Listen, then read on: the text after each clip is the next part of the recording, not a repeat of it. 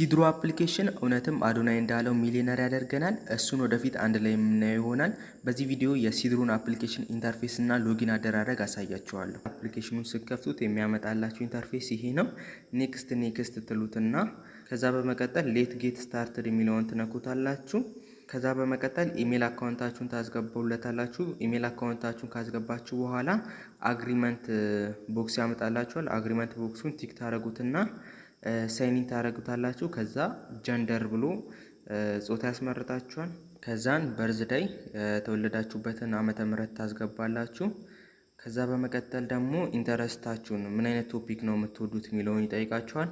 እሱን ታስገባላችሁ።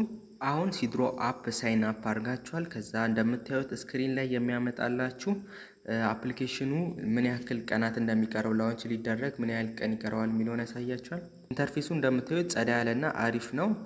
አፕሊኬሽኑ ሲጀመር እስኪ ሪቪው ሰራላችኋለሁ። አፕሊኬሽን ኢንተርፌሱን ሪቪው ሰራላችኋለሁ እያንዳንዱ ነገር።